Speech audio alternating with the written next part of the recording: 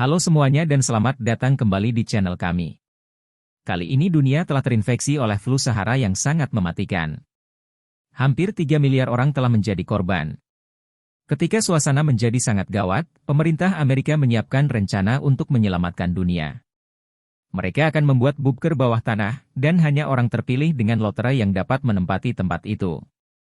Bunker tersebut akan menjadi tempat yang aman untuk bersembunyi dari flu Sahara tersebut.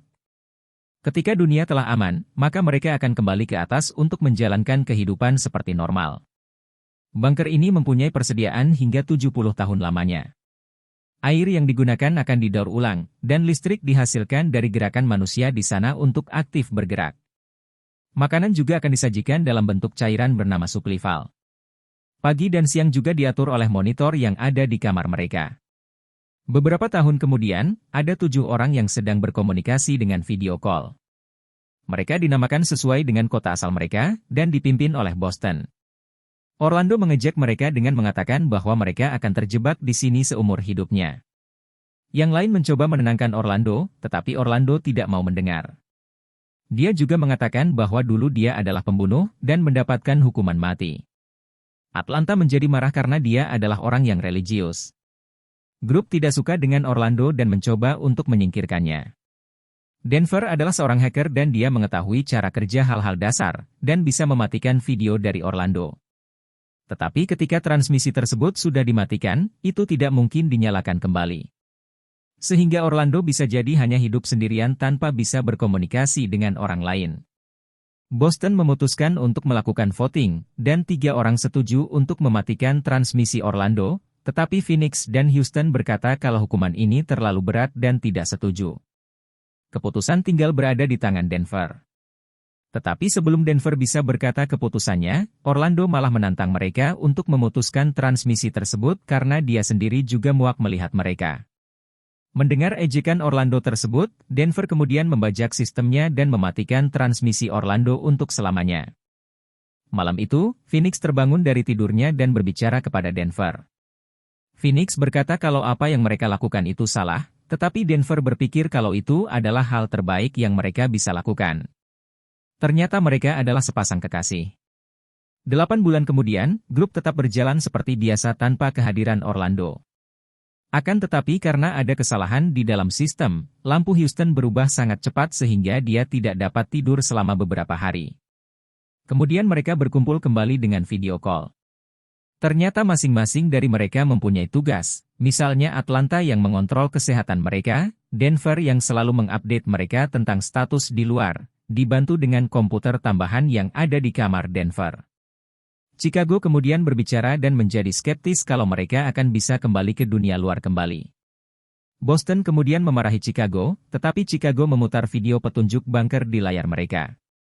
Di video itu, pencipta bunkernya yang bernama Nadine memperkenalkan fasilitas dari bunker tersebut. Bunker tersebut berada 30 kaki di bawah laut, dan 500.000 orang yang selamat terbagi ke dalam grup yang berisikan 7 orang. Mereka harus bekerja sama dan saling membantu hingga flu Sahara tidak ada lagi di muka bumi. Di akhir video, Nadine berkata kalau masih ada harapan bagi manusia untuk selamat. Ketika grup berdiskusi, komputer di kamar mereka mati.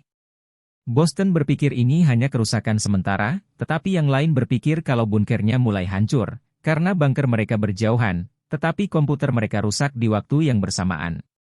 Malam harinya, Phoenix menelepon Denver dan mengatakan kalau sistemnya mengalami kerusakan ketika mereka mematikan transmisi Orlando. Phoenix memohon kepada Denver untuk menyalakan transmisi Orlando kembali supaya sistem berjalan normal kembali. Tetapi Denver berkata kalau menyalakan transmisi tersebut tidak mungkin bisa dilakukan. Phoenix menjadi marah dan mulai bercerita tentang dirinya, bahwa ayahnya meninggal ketika dia kecil dan dia menggunakan obat-obat terlarang serta kabur dari rumah. Suatu hari, dia tidak menemukan simpanan obatnya di rumah, dan dia curiga ibunya mengambilnya. Dia menjadi kalap dan mengambil gunting kemudian menusuk ibunya hingga mati. Dia kemudian dimasukkan ke penjara untuk hukuman seumur hidup, tetapi kemudian dia menang lotre dan bisa menempati bunker. Setelah mendengar cerita tersebut, Denver menjadi emosional dan berjanji untuk mencobanya. Suatu malam, dia berhasil menghubungkan transmisi Orlando dan menelepon Phoenix untuk memberitahunya. Tetapi mereka tidak menemukan Orlando. Sehingga mereka memberitahu anggota grup yang lain. Boston tidak senang dengan keputusan Denver ini karena dia tidak meminta izin dari grup. Tetapi mereka berkata kalau mereka tidak peduli dengan Boston. Malam harinya, Phoenix meminta Denver untuk mengecek komputer Orlando apakah Orlando menyimpan video tentang kemana dia pergi. Denver kemudian langsung mencari tahu dan menemukan beberapa video Orlando. Kebanyakan video tersebut adalah video biasa, tetapi kemudian ada video yang layarnya terpotong dan hanya mendengar suara dari Orlando. Ketika videonya kembali normal, Orlando sudah tidak ada, seolah-olah dia telah diculik oleh seseorang. Keesokan harinya, mereka mendiskusikan ini dengan grup. Boston berpikir mereka akan aman di dalam bunker, tetapi Phoenix tidak setuju dan mereka harus mencari cara untuk kabur. Houston sendiri juga mulai gila karena sistem lampunya yang rusak. Sehingga dia pun setuju dengan rencana Phoenix untuk kabur. Boston menyuruh mereka untuk tetap tenang hingga ada petunjuk lain, tetapi mereka kemudian menjadi terkejut. Houston menjadi gila dan mulai memukulkan kepalanya di tembok. Anggota grup yang lain meminta Houston untuk berhenti tetapi Houston tidak mau mendengarnya.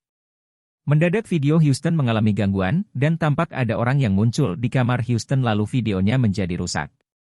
Setelah beberapa saat, videonya lancar kembali, dan Houston sudah tidak ada di kamarnya, sama seperti Orlando. Melihat hal ini, mereka menjadi percaya bahwa ada hal yang tidak beres di bunker tersebut. Esok paginya, Phoenix mengambil alih kepemimpinan grup dan meminta mereka untuk mengecek kamar mereka akan cara untuk kabur. Mereka semua langsung bergerak, dan Atlanta yang pertama menemukan petunjuk. Dia merusak pipa tempat penyaluran makanan, dan dia menemukan ruangan di ujung pipa tersebut. Hal ini menjadi tidak mungkin, karena bunker tersebut berada di bawah tanah. Tetapi ketika Atlanta mau bertindak, videonya menjadi rusak dan Atlanta pun hilang dari kamarnya.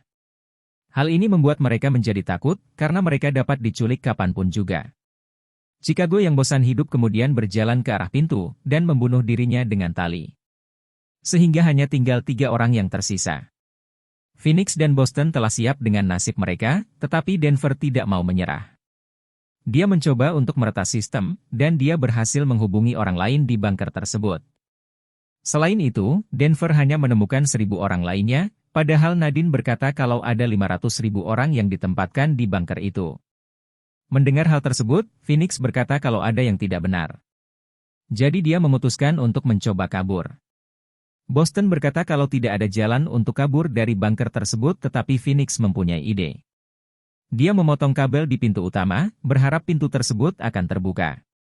Mereka berpikir kalau rencana tersebut berbahaya, tetapi Phoenix bersikeras. Melihat kegigihan Phoenix, Boston dan Denver pun akhirnya setuju. Sebelum Phoenix menjalankan rencananya, Denver berjanji untuk mendatangi Phoenix ketika mereka berhasil kabur. Kemudian mereka bertiga mulai memotong kabel di pintu. Ketika Phoenix berhasil memotongnya, alarm berbunyi dan pintunya terbuka.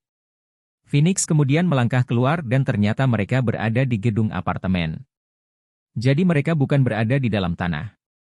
Ketika Phoenix masih berusaha mencerna realita ini, Denver keluar dari kamar sebelah, dan ternyata selama ini mereka tinggal berdekatan. Mereka kemudian saling berciuman melepas kerinduan, sementara Boston pun juga keluar dari kamar yang tidak jauh dari sana. Lalu mereka berjalan bersama dan menemukan pintu keluar. Di sana, mereka akhirnya melihat matahari setelah sekian lamanya. Dia kemudian naik ke atap untuk melihat kondisi sekitar, dan orang-orang telah beraktivitas seperti biasa. Ketika Phoenix mau menceritakan hal ini, Denver memanggilnya untuk bersembunyi. Rupanya ada 2 orang polisi yang mencari mereka. Menyadari bahwa mereka tidak dapat kabur, Boston kemudian mengalihkan perhatian polisi itu. Mereka berdua lari ke bawah dan menemukan ruangan kantor, tetapi Nadine memergoki mereka dengan pistol. Nadine juga menyuruh Phoenix jauh-jauh dari Denver karena Denver orang yang berbahaya. Phoenix menjadi bingung dan meminta penjelasan dari Nadine. Rupanya bunker tersebut adalah penjara spesial, dan penghuninya adalah para kriminal. Nadine membuat tempat itu karena dia percaya ada harapan baru untuk para kriminal tersebut. Tidak pernah ada flu Sahara, dan berita tersebut dibuat untuk mengecoh mereka. Phoenix kemudian bertanya mengapa teman-temannya diculik dari bunker. Ketika Denver memotong transmisi Orlando, videonya bocor ke publik dan mereka berpikir kriminal tersebut terlalu mendapatkan banyak kebebasan. Sehingga pemerintah memutuskan untuk menghentikan proyek tersebut. Sehingga Nadine menempatkan mereka kembali ke penjara, sementara bunker tersebut dimodifikasi supaya para kriminal tersebut lebih tidak nyaman. Hal ini membuat mereka berdua terkejut, tetapi Phoenix kemudian bertanya apa yang Denver lakukan hingga dia di penjara. Nadine kemudian menjelaskan kalau Denver menculik 15 wanita dan membunuh mereka dengan keji. Phoenix mengira Denver mencintai dia dengan tulus, tetapi hal itu hanyalah dorongan keji dari pikiran jahat Denver. Tidak lama kemudian, polisi datang dan menangkap mereka. Mereka kemudian dibawa ke tempat yang sama dan menemukan teman grup mereka. Orlando mencoba untuk menghajar penjaganya, tetapi dia ditembak dan mati. Mereka kemudian masuk ke kamar masing-masing yang telah diubah menjadi kamar penderitaan dan siksaan, di mana tidak ada lagi kebebasan seperti yang mereka rasakan sebelumnya.